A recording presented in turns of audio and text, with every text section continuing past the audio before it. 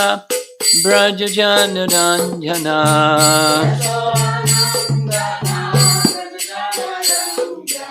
Jamuna Tiravanachari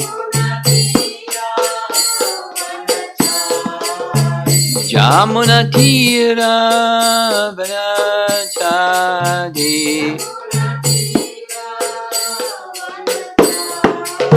Jaya Radha Madhava Kunja Bihari Madhava Kunja Bihari Jaya Radha Madhava Kunja Bihari Kunja Bihari Jayom Vishnupad Paramahansa Parivitakacharya Astatarasatasi Srimad His Divine Grace Sri Bhaktivedanta Swami Srila Prabhupada Ki Gaur Premanandi.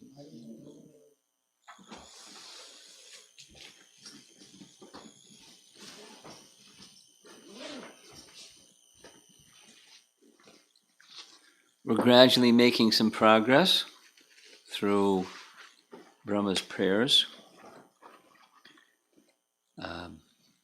As you see on the screen, this is the cover picture from Sri Brahma Samhita, depicting darkness in all directions, very, very dawn of creation, where Brahma has appeared on the lotus flower, from the lotus stem, from the lotus navel of Garbhodakshay Vishnu. You see below the splashing of the waves of the Garbhodak ocean.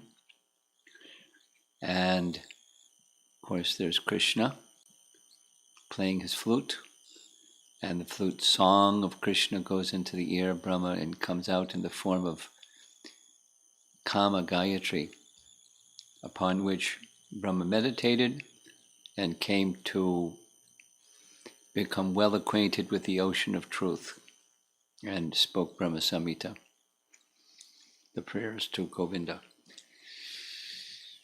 And much later after that, during the 7th Manu, during one of the days of Brahma, in the 27th Yuga cycle, Krishna appeared in Vrindavan. And Brahma went to visit Krishna in Vrindavan and observe his pastime of killing of Aghasura, a demon.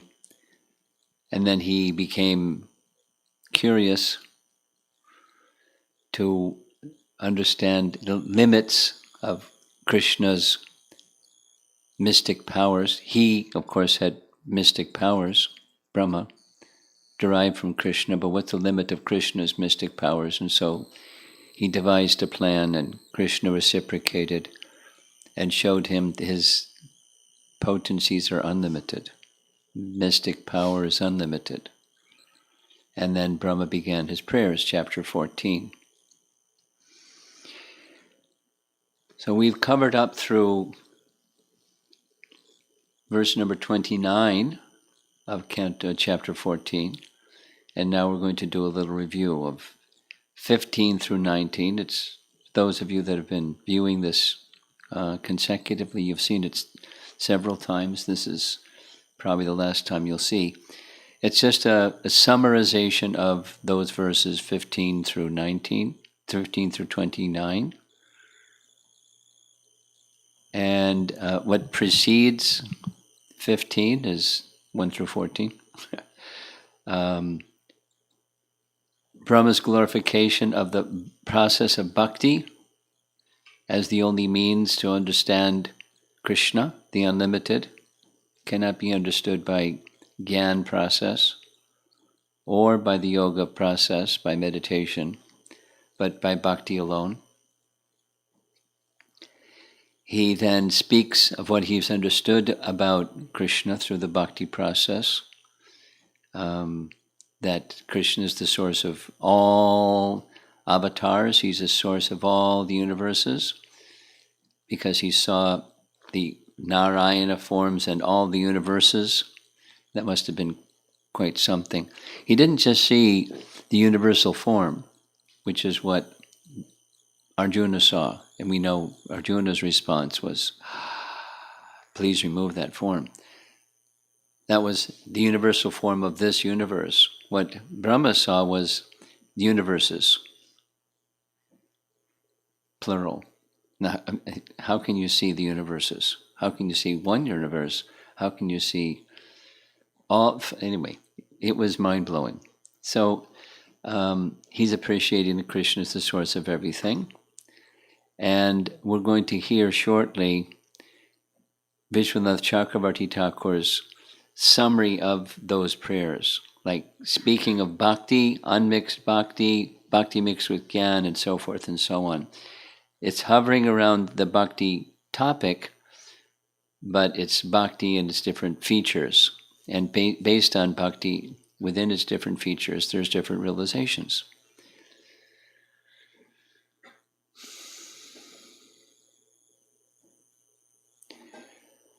So we'll continue.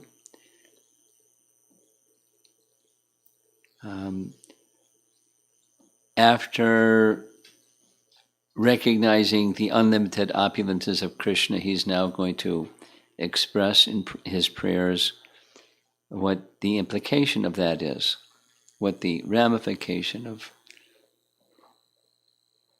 all of this.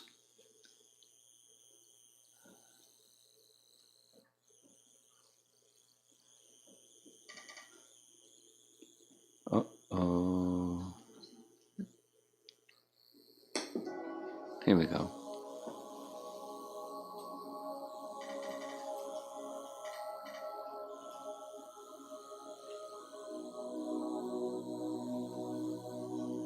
Lord Brahma attempts to express the ramifications of the opulence that he has seen Krishna display. He prays to Krishna, "O Lord, I previously was unable to either understand or see you due to the coverings of your own Maya, your illusory energy. But you are the controller of that Maya, and that was proved by Mother Yashoda's seeing the universe within your abdomen. Now, at the present, that universe is externally manifest as your inconceivable energy, and it is therefore all that I perceive. Today, by your manifesting all the cows, cowherd boys, and Vishnu forms who are being worshipped by all living entities, you've demonstrated that the entire creation is your inconceivable potency. And now I'm seeing before me the original form of the unlimited, supreme, absolute truth. To the ignorant, you seem to be of this material world, although it is you who appears as Brahma, the creator, who appears as Vishnu, the maintainer, and as Shiva, the destroyer. To demonstrate that you, the absolute truth, is an unlimited transcendental person, you descend within the universe as avatars, and you take birth among the demigods, sages, humans, animals, and the aquatics. As an avatar, you then, by your spiritual potency, perform your innumerable, inconceivable, mysterious pastimes. Due to you, this entire universe, which, like a dream, is by nature unreal, nevertheless appears real, and thus it covers one's consciousness and assails one with repeated miseries.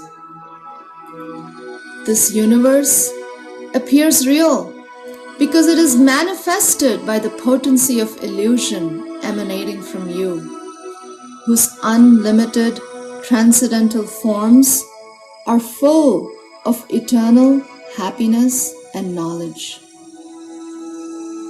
You are the one Supreme Soul, the primeval Supreme Personality, the Absolute Truth, self-manifesting, endless and beginningless. You are eternal and infallible, perfect and complete, without any rival, and free from all material designations. Your happiness cannot be obstructed, nor have you any connection with material contamination. Indeed, you are the indestructible nectar of immortality. By the grace of his spiritual master, a jnani can mix bhakti with his jnana. He will then be able to see you as the soul of all souls. He will be able to see you as the super soul of his own self. This vision will allow him to cross the ocean of material existence. For one who has thus realized you, the illusory energy at once subsides, for he is free of the false vision of perceiving anything as separate from you. Seeing you with this vision of knowledge and remaining in knowledge of you, devoid of the false perceptions that are the cause of the existence of the material world, his ignorance and illusion cease. Therefore, through knowledge of you and knowledge of himself as your eternal servant, neither liberation nor bondage have meaning for him, just as day and night have no meaning for one present on the sun planet. How foolish are the jnanis! How foolish are the mayavadis! They are fools because they consider your form as a manifestation of illusion. How foolish are the conditioned souls! Regardless of how intelligent they think themselves as being, they all perceive themselves as their bodies, and they thus fail to see their self as part of you. They are all fools because they reject you, and in so doing, they search for the Supreme Soul outside of your Supreme Personality. How foolish are all of these so-called learned men. O unlimited Lord, the saintly devotees who have added bhakti to their jnana seek you out within their own bodies by rejecting everything separate from you. Indeed, how can discriminating persons appreciate the real nature of a rope lying before them until they refute the illusion that it is a snake? My Lord, if one is favored by even a slight trace of the mercy of your lotus feet, he can understand the greatness of your personality. But those who speculate to understand the Supreme Personality of Godhead are unable to know you, even though they continue to to study the Vedas for many years.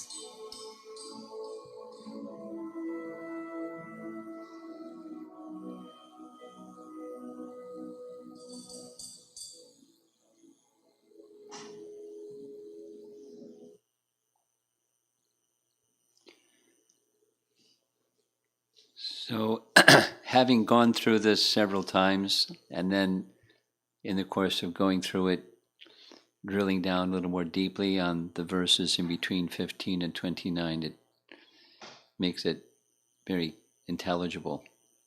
Although, just hearing the first time, the flow is very clear. In the a little summary.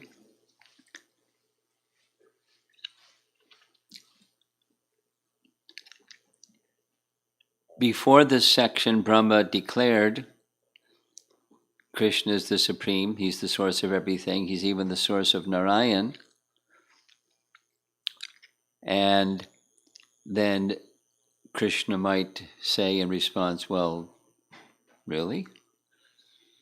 How do you know that?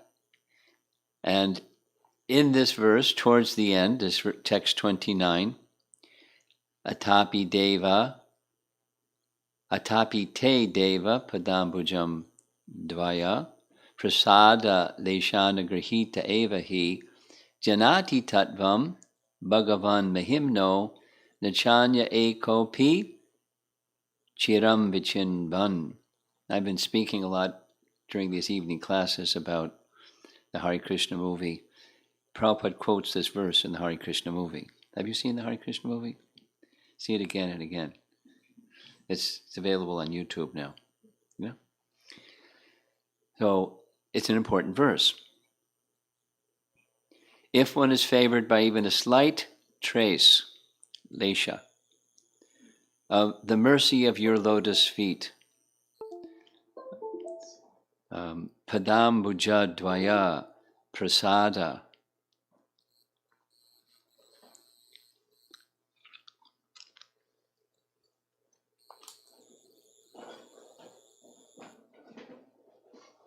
there we go. What's that? Yeah, sure.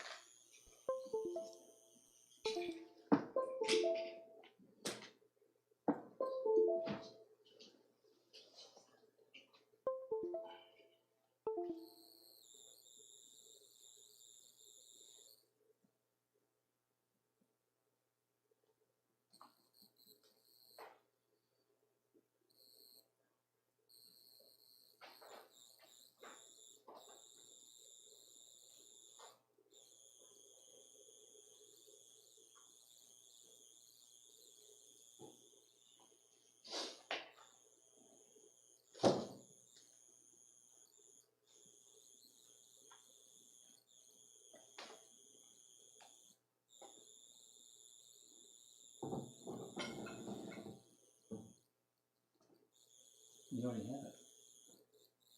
And I have it again.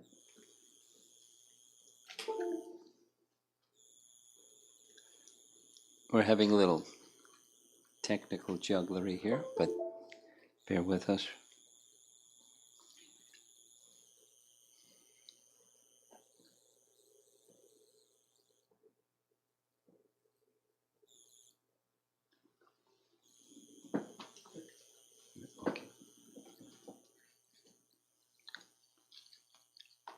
Okay, so atapi te deva. If one is favored by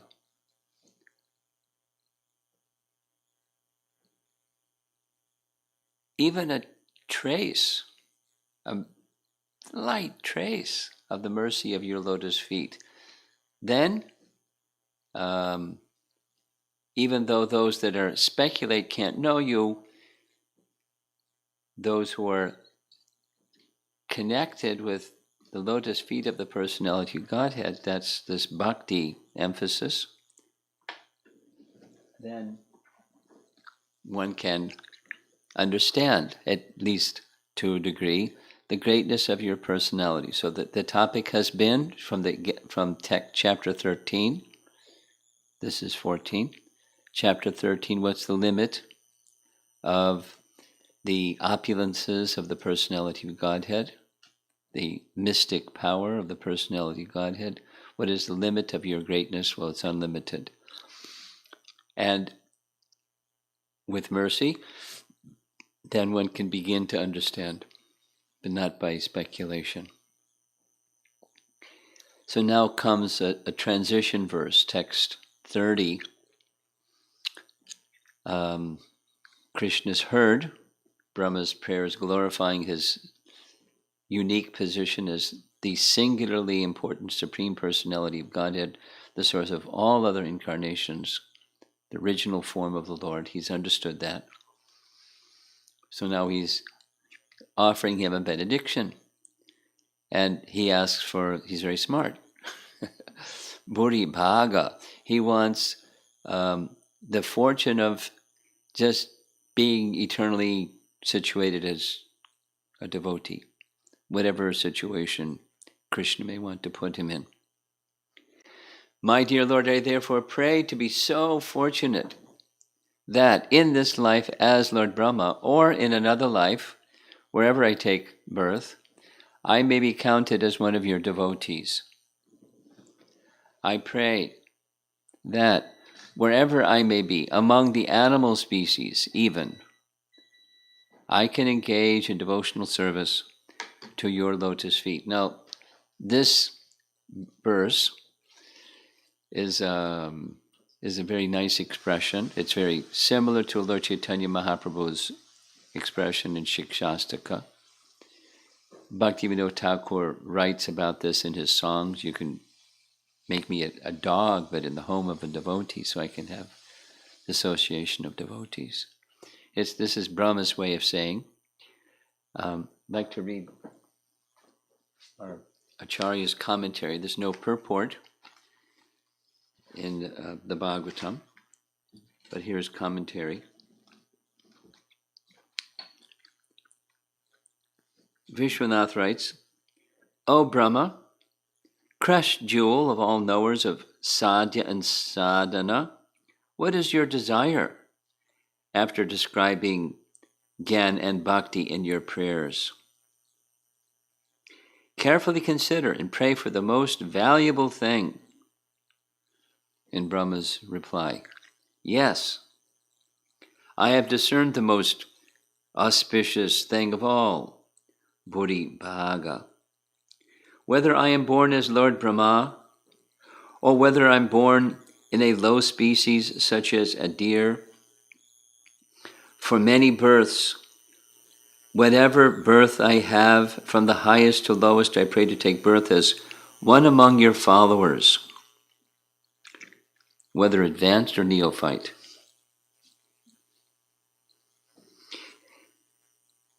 In the first verse of this chapter, and this is now a gloss of the entire, everything of what we've up to here, so listen carefully, I'll read it slowly. The very first verse, Brahma expressed the excellence of the Lord's sweetness.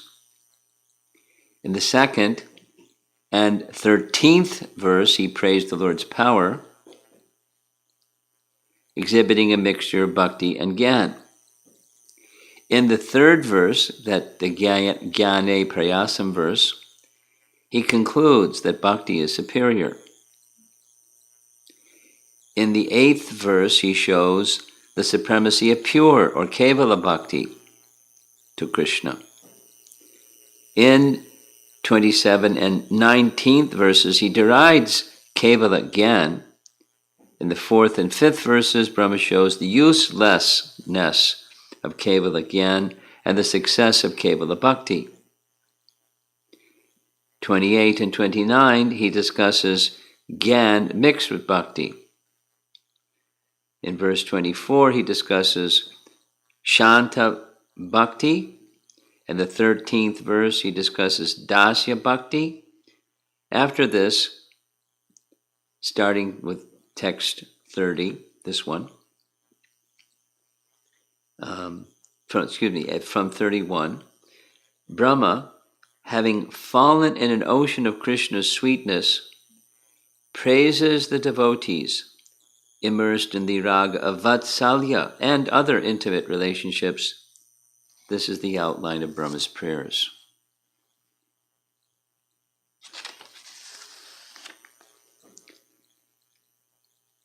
Brahma saying, I have received mercy, by which I receive knowledge of your powers, by which I have begun worship, by which I have a direct meeting with you. This happened so quickly. Therefore I pray to you. It should be understood that until the end of the chapter, these prayers are a form of offering respects, ultimately to the form of Krishna. And that's it for text 30.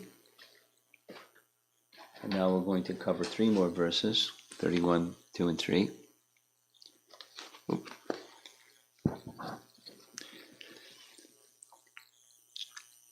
At this point, this is Vishwanath's comment. At this point, Brahma falls into an ocean of Braja Prem. So he's swooning about the Brijbasis.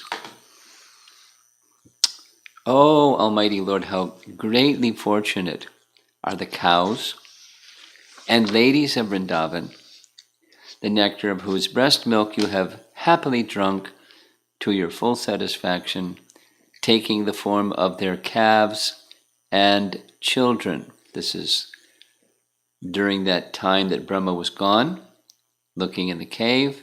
A whole year passed on earth, and Krishna, in those forms of calves and children, engaged with their mothers and the cows. All the Vedic sacrifices performed from time immemorial up to the present day have not given you as much satisfaction. Krishna's attracted to the love of the residents of Vrindavan more than Krishna is attracted to Vedic hymns and performance of yagyas and so forth. Those are Vedic sacrifices are from him, so it's pleasing, but not anything like the satisfaction he derives from being with the residents of Vrindavan. Vishwanath Chakravarti Thakur writes in his commentary, as an unqualified person, I have prayed to become your devotee. It is your will to fulfill it. It is unsuitable for me to pray for the elevated stage of your devotees engaged in spontaneous attraction of Vatsalya and other moods. I can only praise them. This is expressed in 2 verses. The cows and gopis of Braja are extremely fortunate. And Jiva Goswami writes, I should remain satisfied in myself, but you seek to serve me, but you are Brahma, and my people are cowherds. How is it possible to associate with them? Fearing such response by the Lord, he replies with this verse, their glory is greater than all others' glory. He gives specific examples to illustrate, and by that indicate his own desire. And Sanatan Goswami writes, Brahma prays to have bhakti similar to that of the people of Braja, or to serve their lotus feet. Since everything should end in sweetness, with the intention of praising the Lord by describing their greatness, he praises them in 10 verses. And in Krama Samdarbha, Jiva Goswami comments, all the Vedic sacrifices have not given you such satisfaction. That is your greatness. You remain there at all times among those inhabitants. So that's 31. This is a plunge into Braja Prem by Brahma. How greatly fortunate are Nanda, Maharaj, the cowherd men, and all the other inhabitants of Brajabhumi. There is no limit to their good fortune, because the absolute truth, the source of transcendental bliss, the supreme eternal Brahman, has become their friend. This is the Sakya Rasa, is now being glorified after the Vatsalya Rasa.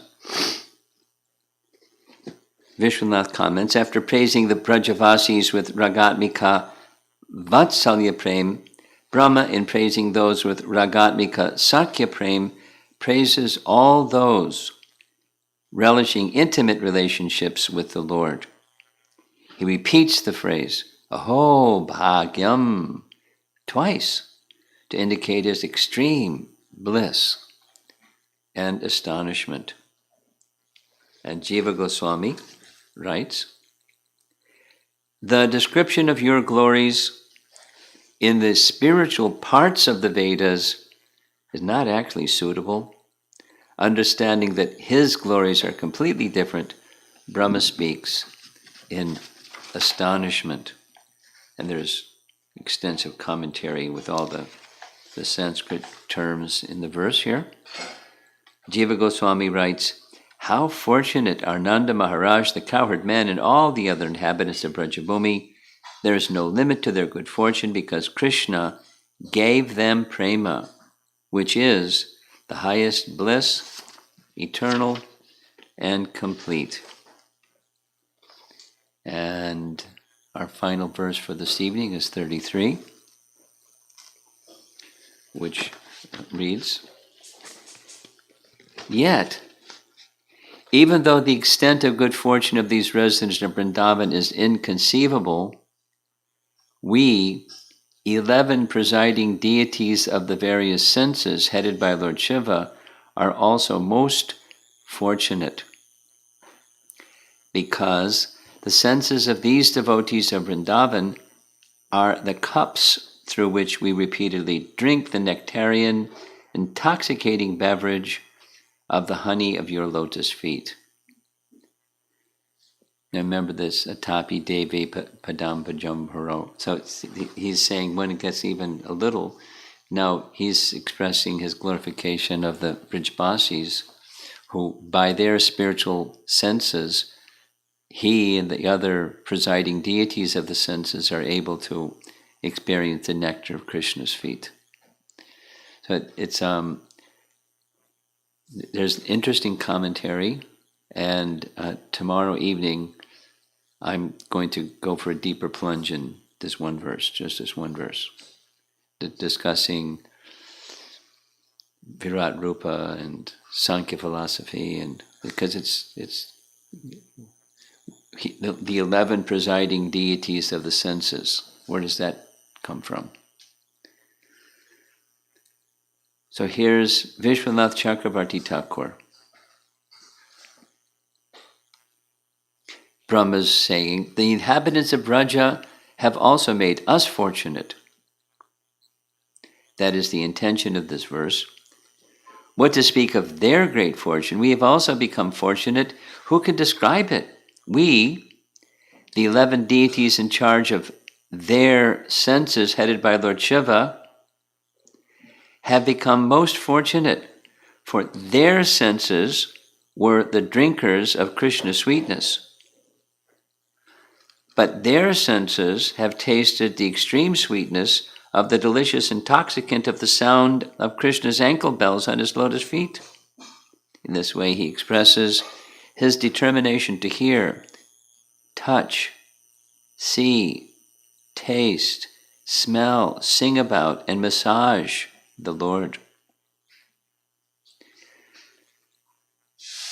Now it goes into the Sankhya topic. There's 5, this is Sankhya. We'll be discussing it tomorrow more completely. But there's the mind, intelligence, and false ego, that's 3. And then there's 10 senses, that's 5 knowledge acquiring, 5 working senses. 10 plus 3 is 13. And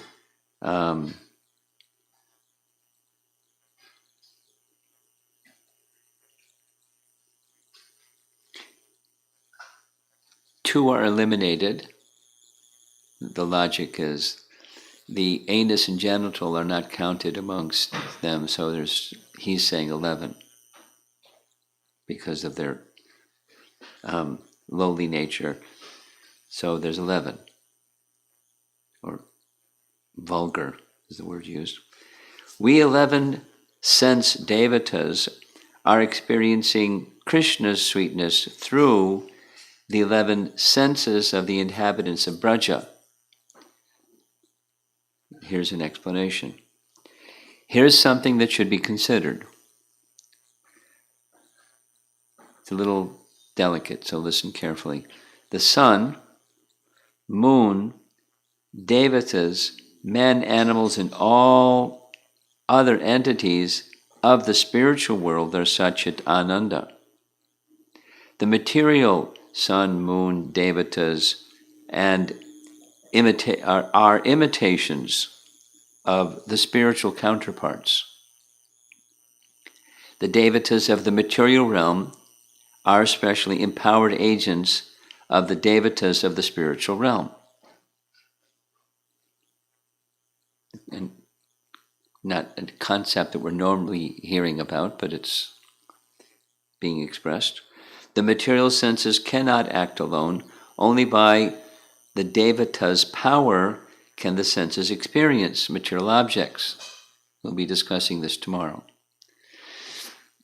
Sankhya Philosophy, Canto 3, Chapter 26. But the spiritual senses of the associates of the Lord experience the Lord's form and sound by their own spiritual senses, not those of material devatas. But Brahma, in his enthusiasm, identified his powers over material intellect with the senses of the inhabitants of Braja. That's what's being said here is Brahma is so ecstatic and he's this plunged into the ocean of Braja Prem. He's equating himself at this point with the spiritual counterpart, which he isn't. He's a post personality occupying a post, and not the spiritual counterpart. So we'll discuss it more tomorrow. But there's the senses and the objects of the senses are part of the unfolding of creation, and then there's demigods that enable the senses to experience sense objects. If the demigods don't enable the senses to experience the sense objects, then there's no experience.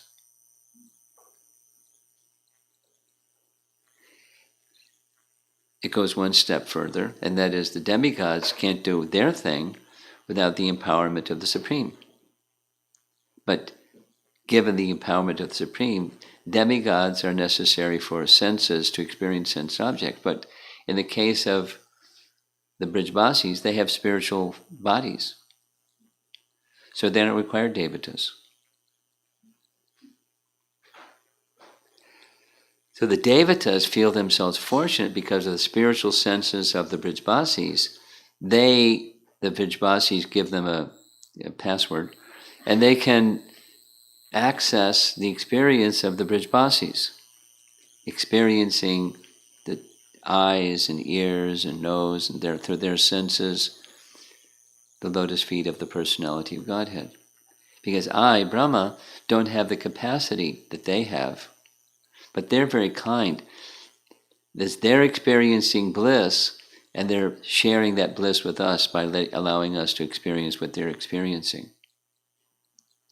The 11 controlling deities of the senses.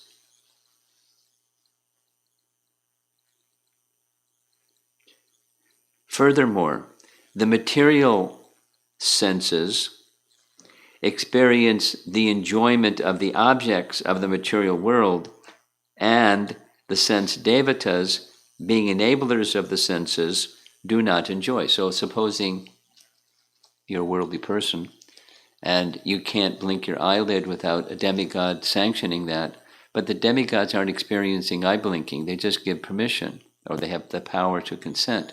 So you taste something, they don't taste. They give the power. But they're not. But with the Brijbasis, because their senses are spiritual, and they're giving their mercy to these controlling deities of the senses, they can experience what the Brijbasis are experiencing. Vishwanath writes, this is the opinion of those knowledgeable of the soul. And Jiva Goswami comments, here's names of the 11 controllers of the senses, or deities of the senses, that we'll go into again tomorrow. But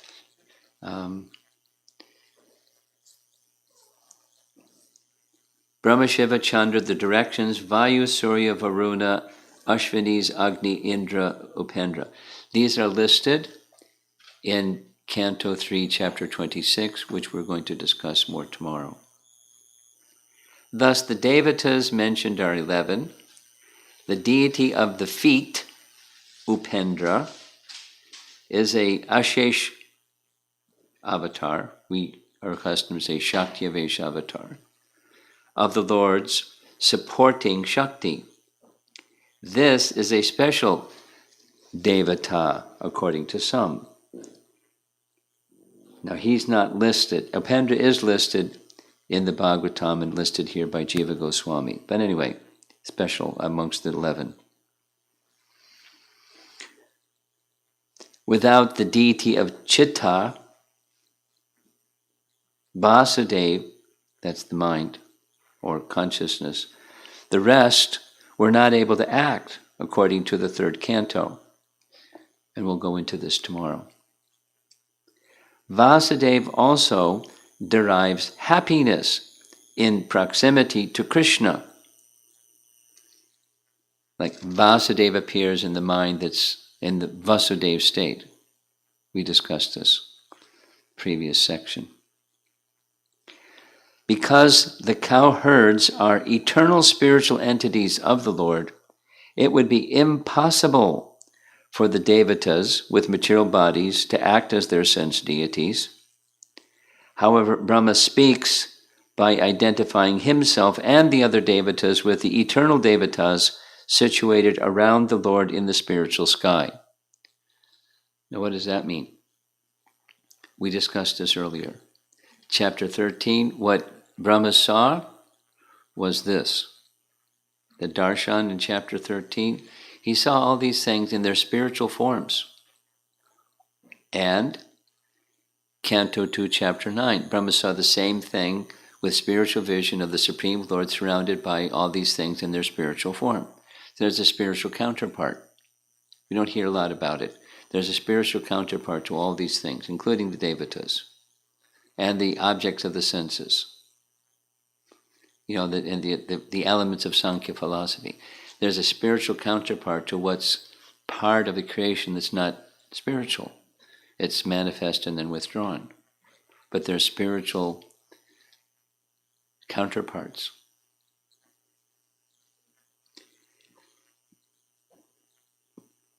Those deities in the spiritual world are empowered by the Lord, confirmed in Padma Purana. Cites the verse. The heavenly beings such as the Sadhyas, Maruts, Vishvadevas, and their abodes are all eternal in the spiritual world. In the material world, these same Devatas are not eternal. The spiritual counterpart is there in Vaikuntha, or the spiritual realm. Because Vasudeva is eternal in both cases, he acts as a Devata of the senses. So amongst the Devatas of the senses, he's the Devata of the senses. In the material world. We'll hear about that tomorrow also. The demigods can't do their thing without the entrance of Vasudeva. We'll hear about it. It's right in Sankhya text, chapter 26. Since the cowherds are spiritual associates of Krishna, they are endowed with all powers. They do not need sense devatas for their senses. This is indicated in the scriptures describing worship of Krishna. The experience of happiness derived from the cowherd senses by the material devatas of the senses should be rejected. Therefore, the explanation of the verse is as follows. It just goes into, he's speaking as if he's from the spiritual position, but they're just awarding, by their mercy, they're awarding the devatas of the senses the power to experience what they're experiencing. That's what the commentary says. Pretty elevated, huh? In Kramasam Dharma Jiva writes, and this is all I'm going to do. O infallible Lord, what can be said of the great fortune of the people of Vraja? We, the 11 deities of the directions, of course it's not of the senses, are also fortunate. Headed by Shiva, we constantly drink through the cups of our senses the nectar and liquor from your lotus feet. He glorifies the people of Vraja in 5 verses. So far we've gone through 3, 31, 2, and 3. And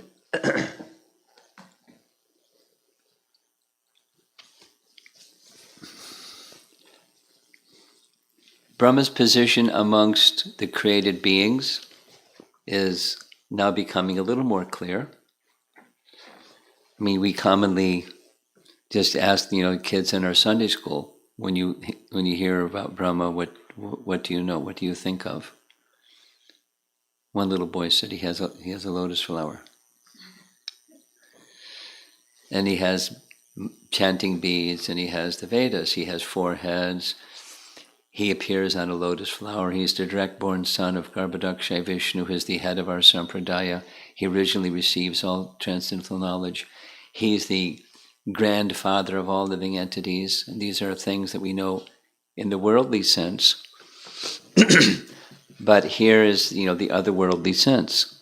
He has an understanding of the original form of Krishna that our sampradaya is enriched with, particularly through the mercy of Chaitanya Mahaprabhu and the associates of Chaitanya Mahaprabhu, to understand the very, very special position of Braja Prem, the special position of Krishna in Vrindavan. And these verses, the concluding portion that we're going through, it goes to text 61, so there's 11 verses that are speaking about the great fortune of the residents of Vrindavan in very, very vivid terms. In addition to being the creator of the universe, he has a function in the functioning of the universe as he's the demigod in charge of intelligence. Because in the Sankhya system, intelligence is one of the items. And he's the demigod. Our intelligence doesn't work without the power invested by Brahma. Let's just say, somebody, a little exploring in this topic. Supposing somebody they're deaf, they can't hear. Now, one explanation could be the sense organ is broken or defective or something.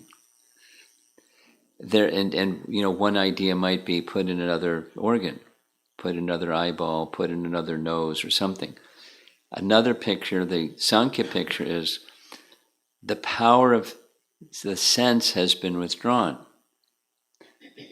And, under the control of some demigod, the power of sense is withdrawn.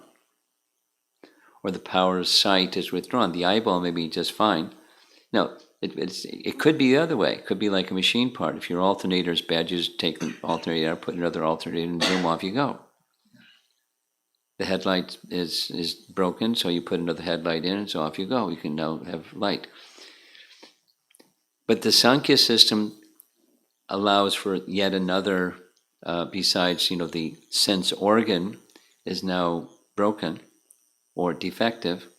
It's the power of sense behind the sense organ, and behind that is the demigod, and behind that is Vasudeva, or Supersoul, the personality of Godhead, who's the Deva of the Devas that are controlling the senses.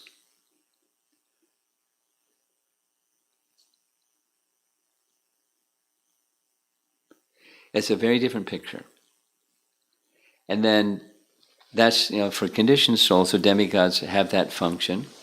And he, along with this particular verse 33 is stating, we, the 11 presiding deities of the various senses, headed by Lord Shiva, are most fortunate because the senses of these devotees of Vrindavan are the cups through which we repeatedly drink the nectarian intoxicating beverage of the honey of your lotus feet. The residents of Braja are being appreciated as having spiritual forms. And we'll hear more tomorrow, that there's a very nice discussion in Brihat Bhagavatamrita about how the residents of Vrindavan use these senses, the 11 senses. Not with the sanction of the presiding deity of the senses, just they're invested with prema, and their senses are so enlivened that they fully dedicate everything, all of their senses and everything, to Krishna, and they experience the bliss of Krishna through that gift of Braja Prem that's been gifted upon them, and therefore Brahma is eager for that. The commentary is saying he's not feeling qualified to even pray for becoming one of those residents, but at least being in service to those residents, and because they're being very kind and giving us this intoxicating beverage of honey that they're experiencing through their dedicated senses.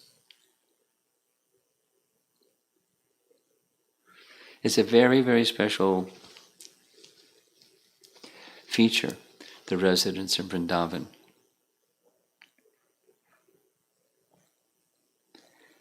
I just, shortly I'll be sending out, just end with this, shortly I'll be sending out, did a little research today on the concept of living entities who are eternal associates of Krishna, how it's possible for them to be simultaneously in different places.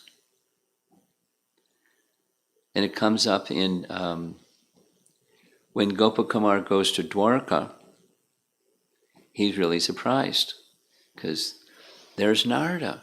I see you everywhere. You're there, you're here, you're here. And Narada says, you're always very curious. But, maybe you don't remember that I've already explained this to you, but you're so curious, I'll explain it to you again. Persons like myself, or Hanuman, or Garuda, or over here, Uddhava, as servants of the personality of Godhead, they can manifest themselves simultaneously in different places by their expansions, which is mind-blowing. But it's not like Narada was here, Narada was there, Narada's there. It's Narada's expansion, and Narada's fully conscious of what his expansion over there and over and over. It doesn't give how that happens, but the explanation is, as the Lord expands himself, he expands his devotees. And specifically then reference is made to chapter 13 of Canto 10. There's calves and cowherd boys in the cave, and there's calves and cowherd boys before Brahma. And then those calves and cowherd boys go home to their homes, and their mothers don't recognize the difference, but it's Krishna. But what about the ones that are in the cave? It's Satchidananda forms also. So what is when one has spiritual form, Swarup, that's Krishna's potency. That's the living entity that's not covered. We're living entities that are covered. And living entities have original pure consciousness, but it's covered. And we're trying to remove the covering, get free from the entanglement with the complexity of the covering. But the residents of Vrindavan are completely free from that entanglement. So, honoring the residents of Vrindavan and wishing to become associated with them, that's Braja Prem.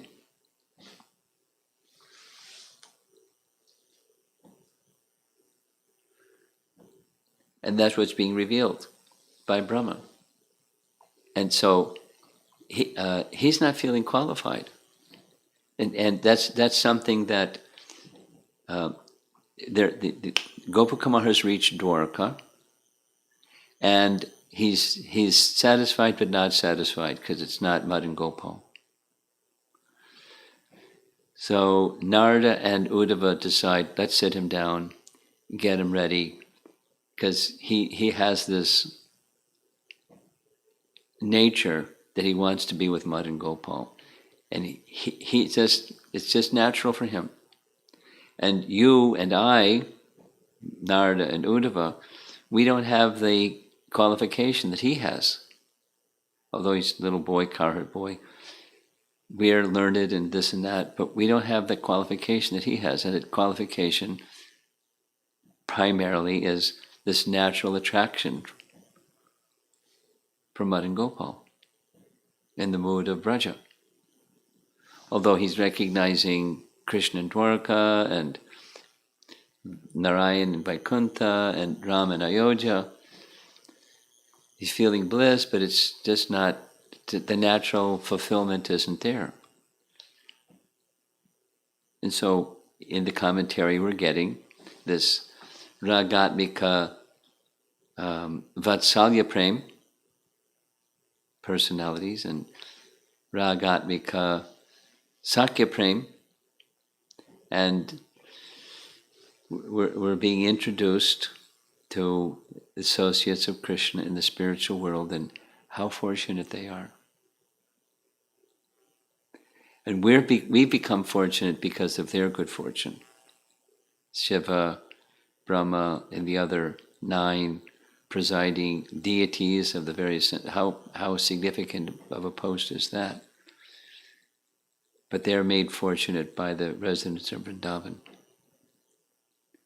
Really fascinating. It's a whole other worldview. The Bhagavad picture. So let's see if there's some discussion.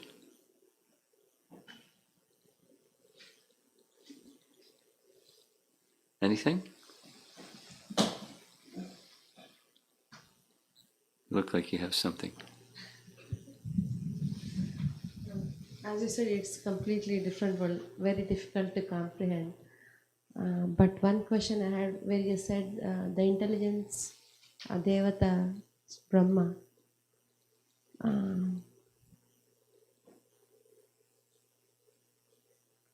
Is it our material intelligence that Brahma is controlling? He's the presiding deity of. And in Sankhya system, it's material intelligence.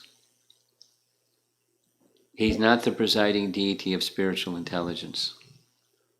He's the presiding deity of material intelligence.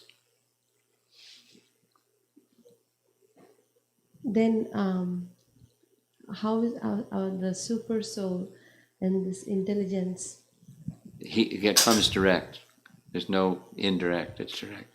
The Dhammi Bodhi Yogam Tam. Super soul, direct. No broker. No, my question there, Maharaj, is yes, super soul is direct, but how does this intelligence and the super soul work together? Super soul empowers Brahma to do what Brahma does.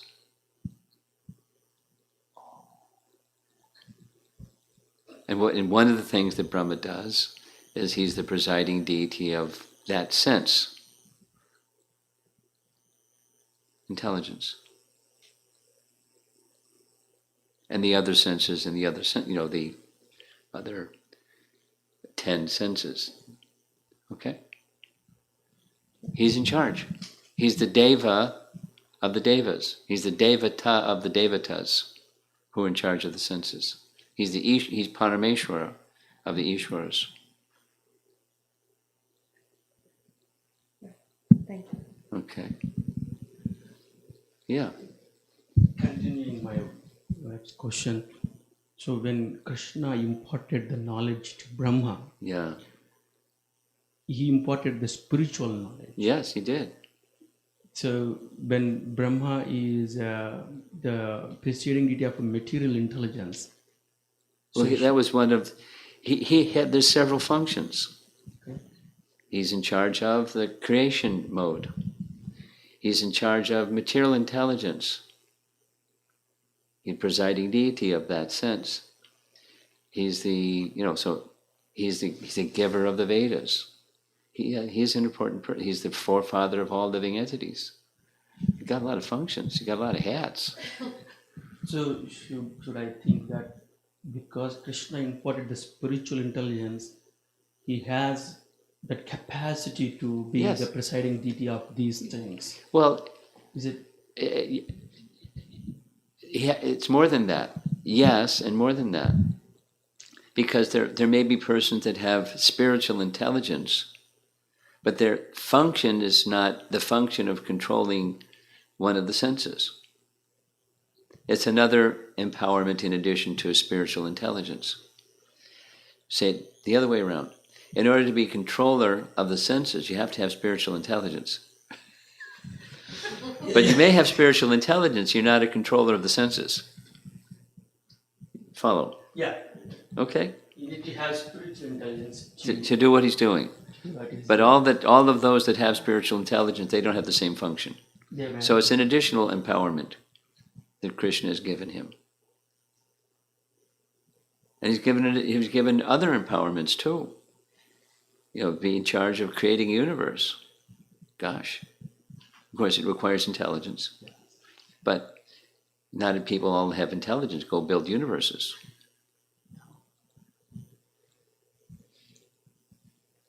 Okay? I have a question, and this is my own question.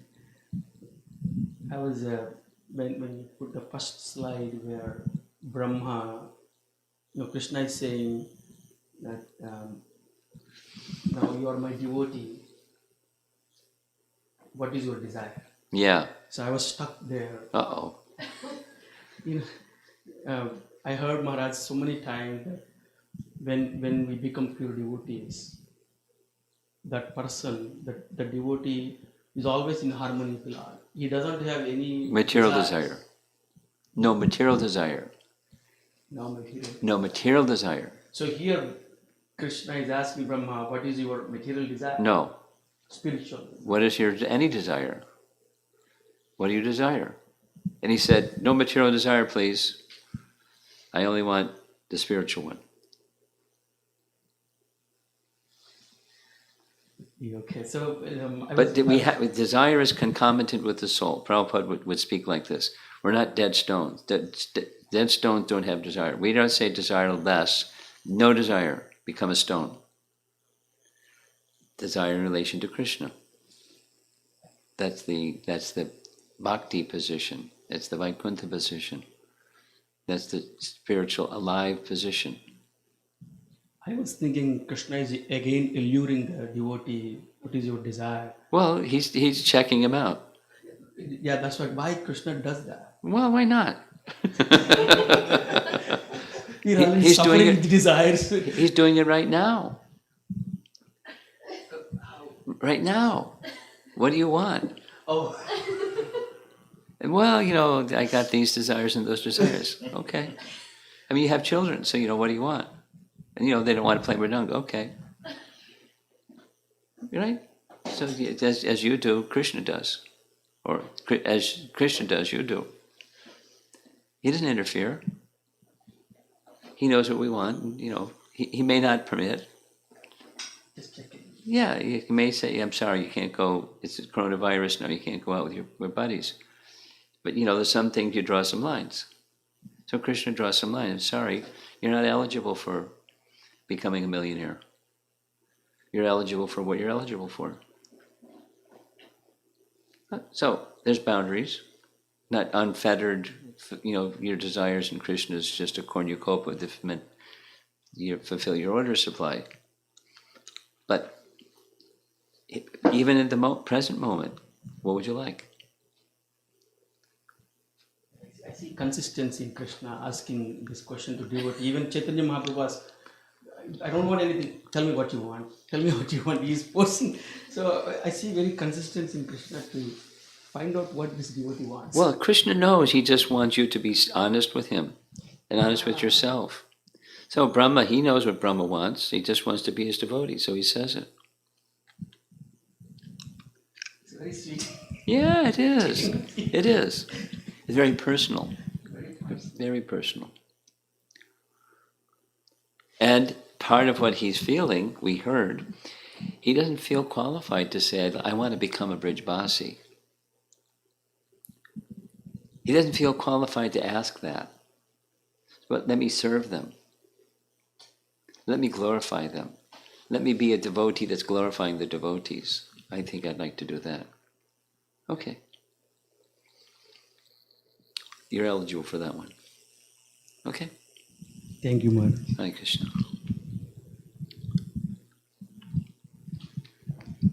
Maharaj, I was thinking that sort of online viewers maybe have time we can play the video again.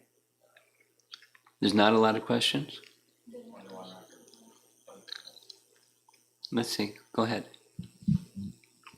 Shamakun Prabhu's question. To follow in the footsteps of Gopakumar, to establish a relationship with Braja Krishna, do we need to do both of the below? 1. Chant carefully. And 2. In a mood of eagerness, gradually be attracted to Krishna's Braja pastimes by reading and hearing those pastimes. Or is chanting alone sufficient? Well, we do both. I mean, chanting within chant. We discussed this morning. I don't mind discussing it again. From chanting, everything is accessible. Doesn't mean don't do anything else. Like just put everything else in a garbage can somewhere, and just do chanting, because within chanting is everything. But from chanting comes many things, and along with chanting, there's hearing of the name, form, qualities, pastime. So that's encouraged. That arises from chanting, wanting to have association and appreciate those that have been absorbed in that glorification of Krishna and wanting to be in service to him. So what's the activities of those who have really matured in that service to him? It just follows. So it's not one versus the other. Is it sufficient just to chant? If the answer is yes, then it's yes, but. Because when you chant, then you want to do those other things. So they're resting on chanting, but other things flow from chanting. Or side by side, Prabhupada's explanation is the two tracks of a train, making the heart cleansed, and the guidance of our activity. So the guidance of activity is in part by those who are properly guided. And how do they conduct their lives? What's the standards of what's to be done, and so forth. So don't make it an either or kind of thing. We've been given the Srimad Bhagavatam and Bhagavad Gita, and with an immense sacrifice and effort to provide it for us, and we've been given the holy name, so don't make it either or. This is Chandana Mataji's question. Why, in spite of Krishna being Bhagavan Swayam, It appears to all, even to the Brajavasis, that Vishnu is the supreme. Well, because the Brajabasi love is like that. They don't see Krishna as divinity, but they have a sense of divinity. So Narayan is their deity, or Vishnu is their deity, and that's divinity for them. Because of their type of love. They don't see Krishna like that. This is from Anu Mataji. There are a few different questions in this one question. Okay, take them one at a time. It'll be easier for me. When we perceive ourselves as the body, we have the fear or illusion, Yes. the snake and rope metaphor. But what if it's not the rope and really a snake? How do we react when the fear is genuine? When the fear is legitimate. Yeah. How do you react? You step away from the snake.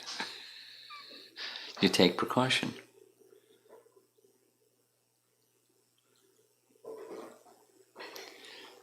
Prabhupada told the story.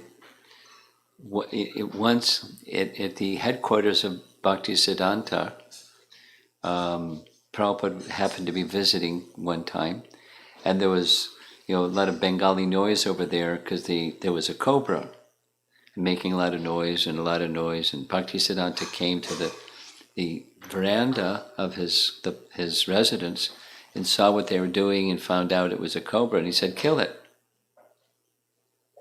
You find out it's a snake, you kill it." And Prabhupada said, "I was very surprised because I thought sadhus don't instruct to kill things."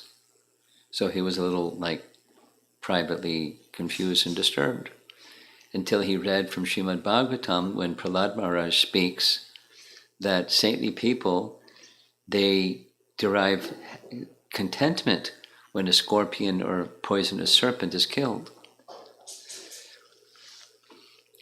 And meaning, when there's somebody that's an entity, in this case a snake or a scorpion, that not without being provoked, they just strike and they cause death. And that's very dangerous, and it should be put to death. It's dharmic to put it to death. It's like striking, death blow. The penalty is death. So when there's real danger, when it's coronavirus, you take precaution. You don't go mess because it's deadly. You're appropriately cautious. Not fearful, but you're appropriately cautious. You take needful steps. And the follow-up question for this is, how can we find peace when there is so much suffering and anxiety going around me? How can I find peace? She's a nurse. She's working in a hospital. So she, when I see people dying left and right, extreme grief and fear and everything happens. How do I remember Krishna in such an overwhelming situation? Well, you have to have connection with Krishna, otherwise it's nothing but despair. So if you have connection with Krishna, you see the misfortune of persons who have taken birth and are going through the cycle of birth and death, and in between there's misery. And how unfortunate, not just there's death all around you, but there's death all around you in the world. Prabhupada's statement is the death rate is 100%. Everyone born dies. So the misfortune, the person who has the Krishna connection sees how unfortunate that persons have taken birth in this world because of their turning their attention away from Krishna. What can I do as a nurse or whatever one's occupation or situation to turn attention again to Krishna, so they don't have to take birth again, whether they die in the hospital, they die however they die. And then all the other miseries that go along with forgetfulness of Krishna and material consciousness. So the answer to the question is, make your Krishna connection strong. Now it's difficult in the midst of a crisis situation to cultivate strong consciousness, but when you're on the other side of this, you know where to invest your discretionary time in strengthening your Krishna connection. And as best you can during this period of time, stay connected, associate with those that are connected. There are other medical practitioners that I know, that's what they're doing. They're associating with other medical practitioners who are going through that same, but there's little time to do it because it's a crisis situation for certain people in the medical profession. Now, some people in the surgery profession, they're not doing surgeries because everybody that's available is over there doing a crisis thing. So they're kind of like, okay, crisis-wise. Anyway, it depends on different occupational situations are different. And like Prabhupada describes in Bhagavad Gita, there's routine work, there's emergency work, and there's preferred work. So if you have discretionary time, you can do discretionary things. You must do your routine work, and then there's emergency. So now it's emergency time. You go into the emergency mode, which requires strong Krishna connection. And then when you, on the other side of it, you make strong Krishna connection, stronger with your discretionary time. What happens is, after a crisis situation, everybody's, very spiritual for a while. And then after some time, it becomes, business as usual. It becomes very relaxed, and the senses are looking around for sense objects to enjoy, not like preparing for eternal life. So learn from this experience, don't become complacent on the other side.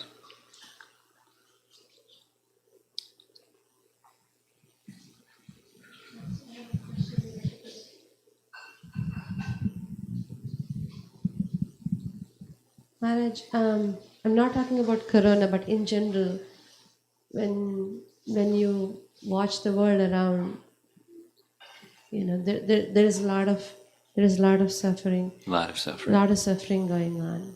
So, a person who has a softer heart, let's say you saw something that a small child is having great suffering going on with whatever life they have, or situation they are in. So you really want to do something about it. But we know that the problem is never ending, but understanding the logistics, this is a place of suffering and it is very temporary. But if you still want to do something, as you said, we need to keep Krishna in the center, but if you want to do something, what would be the best way to, if you're not in direct contact with this person? It depends. That's an important element. If you're not in direct contact with the person, Right. then it's remote. So the best thing, whatever it is that you do as a devotee, make sure there's an element of consciousness elevation. Something that Vyasadeva understood was, misfortune is the age of Kali coming, I got to do something. Now he was a literary person, so he did a literary something. And we're not, going to be able to compile Vedas. We don't have that capacity. But with faith in the propagation of that sound vibration of what's in the Vedas and the holy name and so forth, it can bring about a transformation and elevation of consciousness of society in general. And if some of that can be directed towards a particular individual, a child or whatever, and there are ways to do that. I mean, not easy, but there are ways to do that. But it's remotely.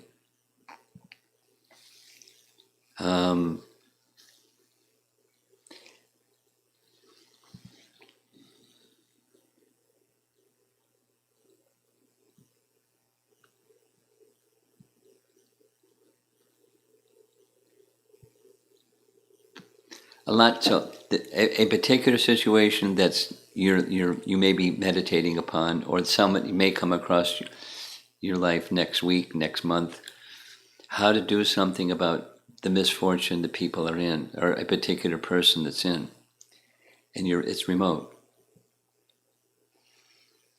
The best method is consciousness elevation, and however you can touch the life of that particular person depends. That particular person may not want their life touched by consciousness elevation.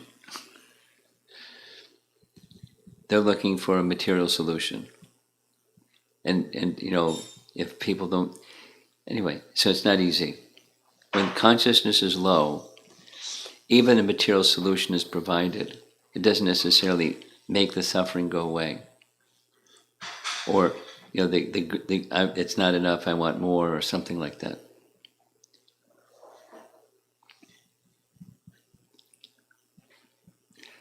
Just an example that's coming to mind is something that's remote. One of my visits to China, I was introduced to a millionaire. The millionaire wanted, I asked, the first question I asked is, why did you want to meet me? What is it, what's your need? What do you want from me? And they said, well, I find great happiness in doing charitable work, and you're a spiritual person, so you may have some insight how I could become more capable of doing charitable work. Like, get more money so I can do more charitable work. And she went off describing she and another friend recently gave a very large donation to a charity, to an orphanage. And then she explained what we have learned. Sure enough, it happened. When we were ready, we had this ceremony of giving, and they wanted more. It wasn't enough. So we were really clear, that's it, don't ask for more. And they asked for more anyways, but they were just content to... It's dushparena analenacha. It burns like fire, it never is enough. Whatever you do to help somebody that's in an unfortunate situation, it's never, there's gratitude, but then it fades, and that's I need something more, some better, or something, because it's not satisfying. Have you seen the Shel Silverstein, The Giving Tree? She'll share it with you. And one of the lessons of the Giving Tree is it's never enough. Never enough. Never. And that is, if you just give on the material side, it's not fulfilling.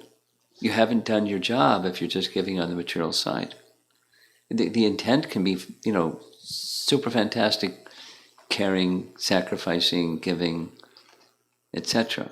It's never, because it doesn't touch the need.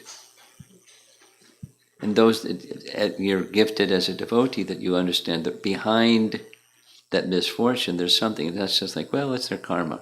So you can't change their karma, but you can elevate consciousness. And that's something that our founder Acharya did with people that were very unfortunate people. Or they may have been born in good families, but they didn't want it. And so they became, degraded people in various ways. So he did consciousness transformation. And it grew and it grew. It started on a small scale, but you have to start somewhere, and you do consciousness transformation. That we're little. We're not Prabhupada. we can do what we can do. We can do with others, with our like-minded persons who like to do what we can do.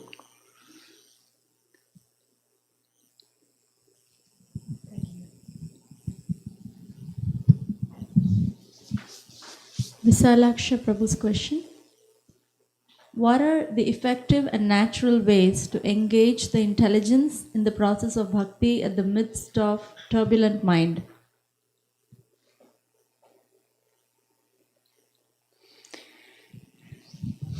Well, Krishna says in Bhagavad Gita that one who studies this sacred conversation is worshipping me with his intelligence. So that's a really good way to engage intelligence. Study Krishna's sacred conversation. And that will purify the mind and purify the intelligence, elevate the intelligence, so that one can be on a different platform than disturbed. This is Radha Vallabha Prabhu. Similar to Brahma, is it correct understanding that intelligence of spiritual master is fully connected with super soul or lordships in every instruction? That's ideal.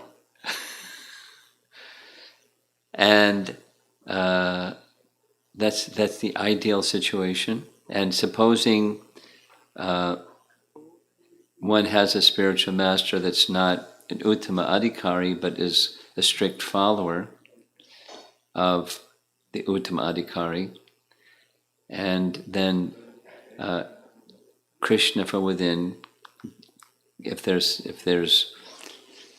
bullseye of the target isn't hit, Krishna will correct. So the main qualification then is being a strict follower, not necessarily they've got a hot line to Super Soul with everything they say and do. Okay? This is Giri Prabhu. After watching the Hare Krishna movie and today listening to Rajavasi pastimes, can we relate Srila Prabhupada and his devotees' initial challenges as similar to Krishna and the gopis? Gosh, it's a little different.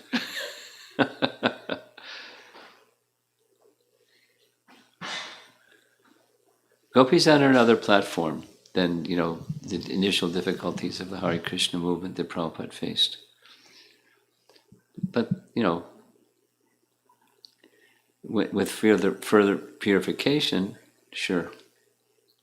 Much more purification. Go ahead. This is Hema Suryavanshi Mataji. I would like clarification that connection with Krishna, does it mean remembering him somehow, maybe through prayer or chanting or hearing? What does connection with Krishna mean? Well, the other senses follow the mind. The mind leads the other senses. So that's the beginning, is manmana, or mamanusmarayudhyacha, thinking of Krishna and engaging in prescribed duty. Then that's the other senses follows the mind. But the connection with Krishna is more than just the mind and senses. It's something even more fundamental. That's, the soul's desire to be in relation with Krishna. That's what drives the mind and senses. Bhakti.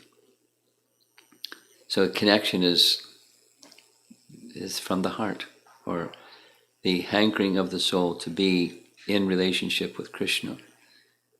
And then the mind and the senses go. This is Surabhi Mataji. Before Shukadeva Goswami learned Srimad Bhagavatam from his father Vyasadeva, he was an impersonalist.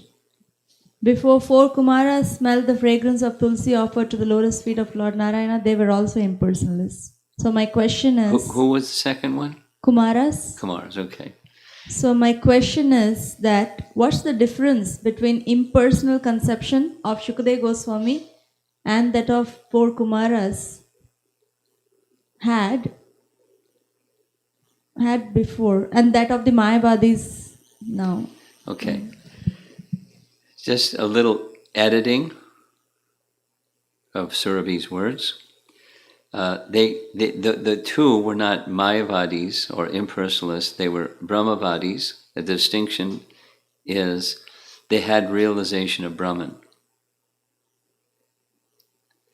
And the term impersonalist is very, broad. It's in a technical sense, it means one who has realized Brahman, but in a more general sense, it means one who denies the personal existence of God. The term impersonalist carries the connotation of denying the personal existence of God. And the Kumaras weren't denying the personal existence of God. As soon as they smelled the fragrance of the tulsi and sandalwood anointing Lord Narayan's feet coming through the air, they boom, they became transformed into devotees. They weren't averse to the personal feature of God. That's an impersonalist. And Mayavadis are a certain, brand of impersonalists. It's a philosophical. The connotation of Mayavadi is one who says Brahman is covered by Maya. That's a Mayavadi. And and with it comes some other word jugglery.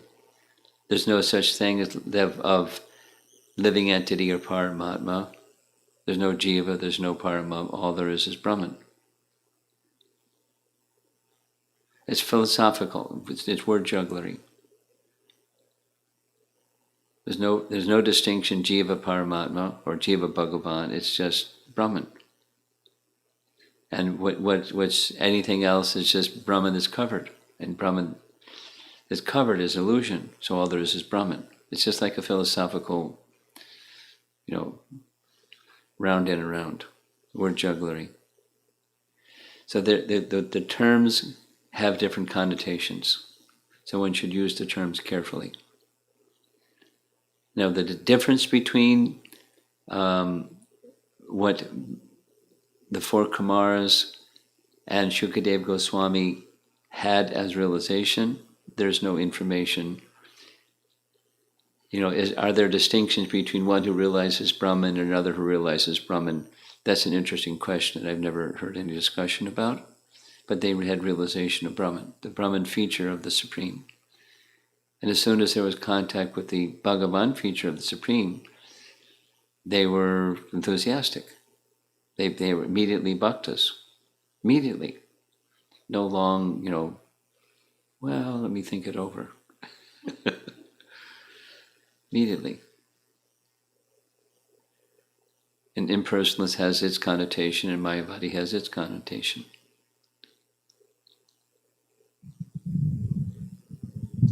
This is Sri Radhika Mataji's question. Gopakumar's journey is heart-melting. I found it intriguing that Narada and Uddhava are glorifying Gopakumar as more elevated than themselves. Of course, devotees are naturally humble. I request you to please elaborate some more on Gopakumar's special qualities because he is my hero. Well, the special quality, they were very specific.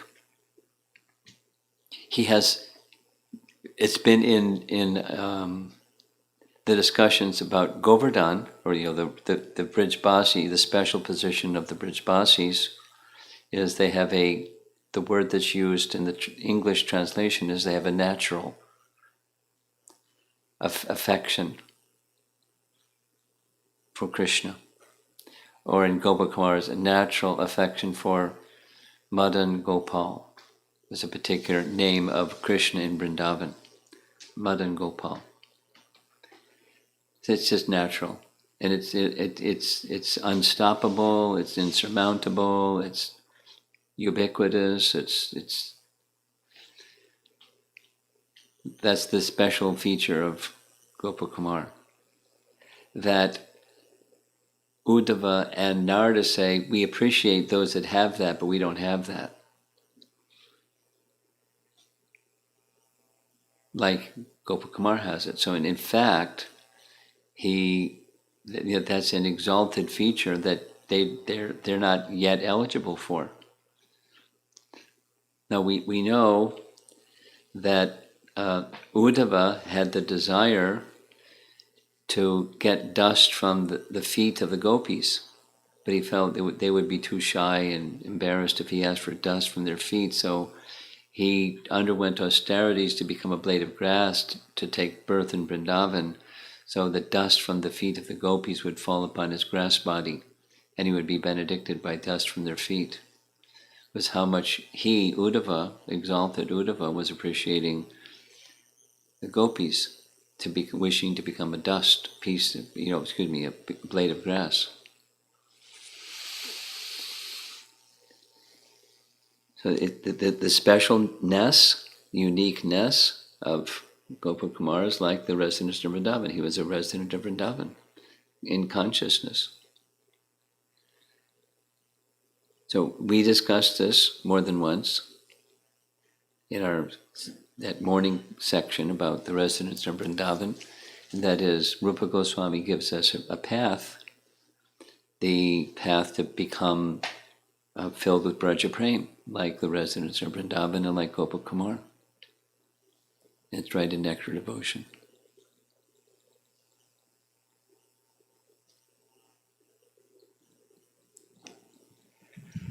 This is Vishwa Prabhu. How to see Krishna with material eyes? In his deity form.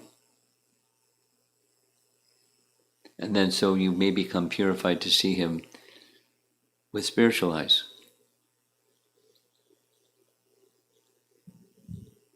This is Atulya Mataji. Is there any description of Lord Brahma gaining knowledge to create material universe from Krishna, or the knowledge came from the spiritual knowledge, that is devotional service and his tapa?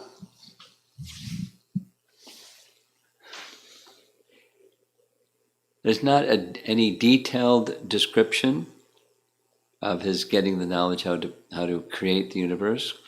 It was imparted to him, that's all that's said.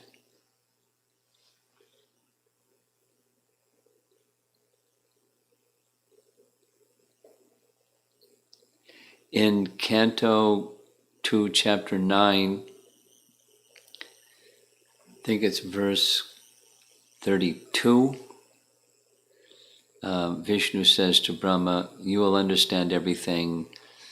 Now, I don't know if that's specific, understand everything about me, I can't remember, or everything that you need to know, just, its knowledge will awaken within your heart. So he didn't like study books or go to school, he just had knowledge awakened within his heart. That's how it happened, as far as I understand. How the universe that's a lot of information. But your heart shall be empowered to know all these things. Okay? Anything over here?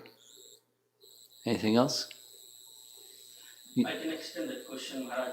So when you have spiritual knowledge, will that benefit you to get material knowledge? Like in case of Brahma? It depends. Material knowledge will not necessarily assist you to become proficient in spiritual knowledge, or material knowledge. Spiritual knowledge will not, of necessity, that is to say, if you need to know something, Krishna will help you. But if you don't need to know something, you don't like become a walking encyclopedia. You follow? Supposing somebody doesn't know how to cook for Krishna, but they have a desire, the spiritual intelligence has become awakened, vyavasayat mika buddhi ekeha kuranandana, and part of a way that I could serve Krishna that's appropriate given circumstance is to cook for Krishna. So Krishna will give intelligence how to cook for Krishna. Now one can look at that as, well, that's material intelligence.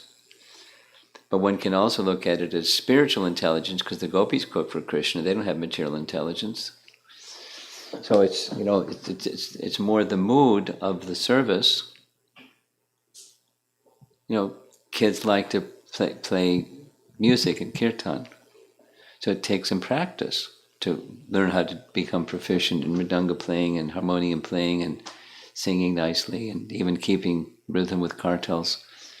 Some people just like it's easy, and some people they can't do it even if they try.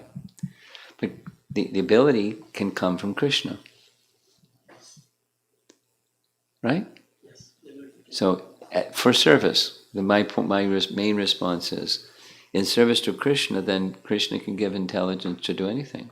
But then it's not exactly material intelligence. If you're doing something in service to Krishna, it becomes spiritual. Okay? Okay. Srila Prabhupada ki jai.